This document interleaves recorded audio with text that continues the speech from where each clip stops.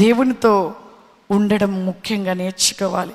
ఎన్నో వ్యాధుల చేత బాధపడుతూ ఉన్నాం.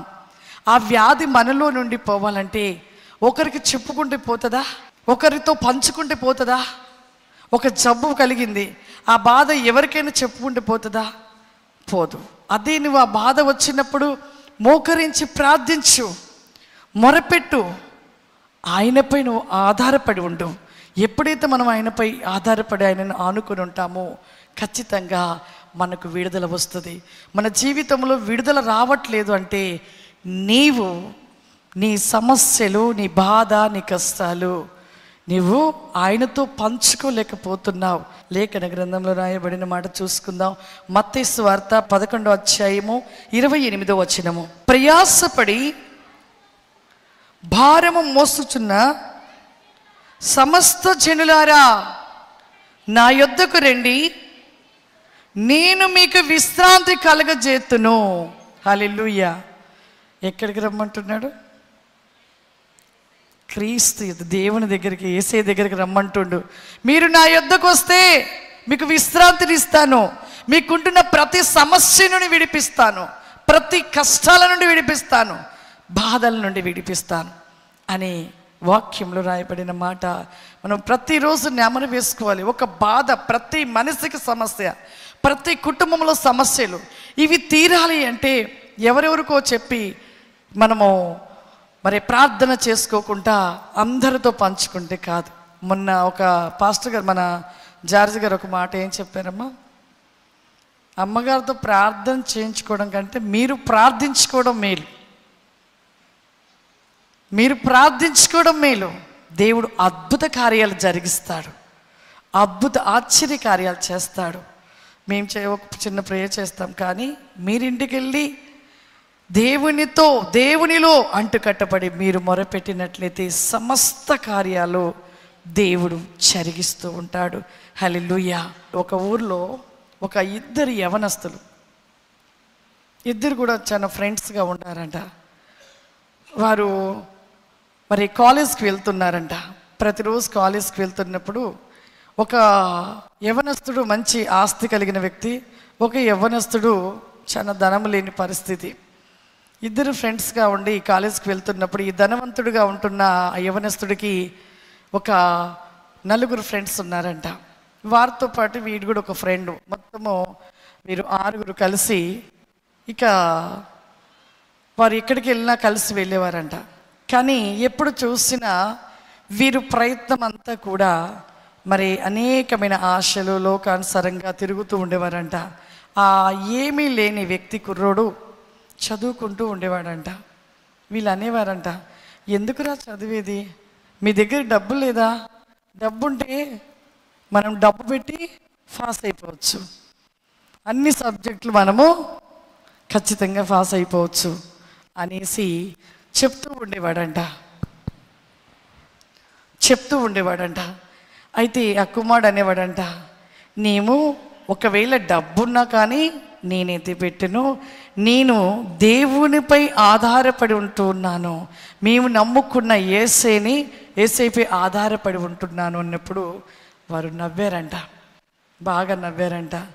నీకు దగ్గర డబ్బు లేదు కానీ యేసయ్య ఉన్నాడు, యేసయ్య నీకు ఫాస్ట్ చేస్తాడని నువ్వు అనుకుంటున్నావు, ఎలా చేస్తాడు? అస్సలు చేయడు నిన్ను. మా దగ్గర డబ్బు ఎంతో ఉంది, ఆ డబ్బు పెట్టి మేము ఎలాగైనా పాస్ అయిపోతాం అని ఒక మరి ఆశతో ఆలోచన కలిగి ఉంటున్న ఆ యవనస్తులు ఆ 4 పాటు ఈ ఒక వ్యక్తి 5, వీరు 5 అయ్యారు. ఇంకొక లేని అబ్బాయి ఒక వ్యక్తి, 6వ వ్యక్తి. ఆ కుర్రోడైతే నేనైతే దేవునిపై ఆధారపడి ఉంటున్నాను, దేవుడే నాకు తోడే ఉన్నాడు, దేవుడే నా పట్ల కార్యం చేస్తాడని ఈ కుర్రోడు అంటున్నాడు. ఈ ఉంటున్న 5 మాత్రం దేవుడు ఏం చేయడు, డబ్బు పెడితేనే కార్యం జరుగుతుంది, డబ్బు పెడితేనే ఏదైనా జరుగుతాయి పనులు, ఈ రోజులలో డబ్బు లేకపోతే ఏ పనులు జరగవు, ఎక్కడికి వెళ్ళాలన్నా డబ్బే, ఏ స్థలానికి వెళ్ళాలన్నా డబ్బే, డబ్బు లేకపోతే ఏ పనులు జరగవనేసి ఈ యొక్క 5 కుర్రోళ్ళు కూడా అనుకుంటా వారు తనని ఎగతాళి చేస్తూ ఉన్నారంట.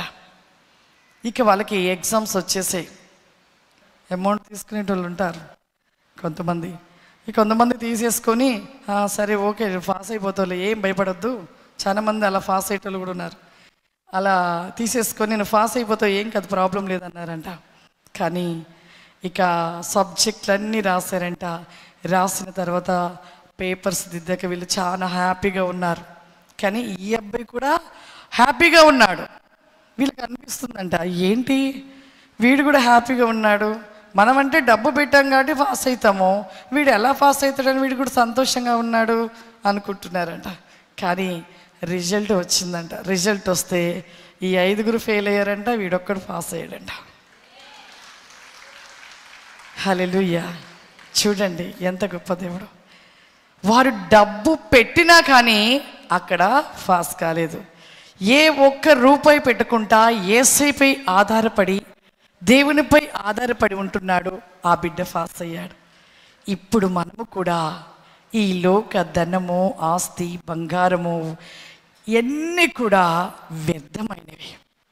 నీవు ఆధారపడుట, నీవు నిత్యము కూడా దేవునిని ఆనుకొని ఆధారపడి నువ్వు నిలిచి ఉంటే ఏ కార్యమైనా నీ పట్ల జరిగించబడుతుంది. అది ఎంత కష్టమైన, ఎంత ఇబ్బందికరంగా ఉన్న పనైనను దేవుడు అద్భుతంగా ఆ కార్యాన్ని, ఆ పని జరిగిస్తూ ఉంటాడు. హల్లెలూయా, హల్లెలూయా. అందుకే దేవుడు ఆ మాట నా మనసులో ఎప్పుడు ఉండిపోతుంది. మనుషులను నమ్ముకున్నట కంటే యెహోవాను ఆశ్రయించుట, ఆ మాట నాకు ఎంత ఇష్టమో, ఆ వాక్యం ఎంత ఇష్టపడతానంటే అంత ఇష్టపడతాను. ఎందుకంటే మనము దేవుని మీద ఆధారపడినప్పుడే మన జీవితంలో ఫలించడము కానీ, దీవించబడము కానీ, ఆశీర్వదించబడడం కానీ, ఇంకా అనేక విషయాలు మన పట్ల జరిగించబడము కేవలము నిత్యము ఆయనతో, ఆయనలో అంటు కట్టబడి ఆయనలో నిలిచి ఉండుటే విజయాన్ని పొందుకుంటాం ప్రియులారా. కాబట్టి ప్రతిరోజు కూడా మనము ఇరుగు పొరుగు వాళ్ళకి చెప్పుకోవడము కాదు, రక్త సంబంధులకు చెప్పుకోవడము కాదు, అనేకులకు చెప్పుకోవడము కాదు. కానీ నీకు బాధ వస్తే, నీకు ఒక సమస్య వస్తే, ఒకవేళ నీకు ఒక వ్యాధి వస్తే నీవు మోకరిల్లి ప్రార్థన చెయ్యి. నీ మనసు, నీ దృష్టి, ఆలోచన దేవునితో నిలుపు. ఖచ్చితంగా నువ్వు విజయాన్ని పొందుకుంటావు. నీ కుటుంబంలో అన్ని విషయాలలో దేవుడు ఆశీర్వదిస్తాడు, దీవిస్తాడు. అనుకున్న దానికంటే, ఊహించిన దానికంటే దేవుడు గొప్ప ఆశీర్వాదాల చేత నింపుతాడు. అలా నిలిచి ఉన్నట్లయితే గొప్ప మేలులు పొందుకుంటాం.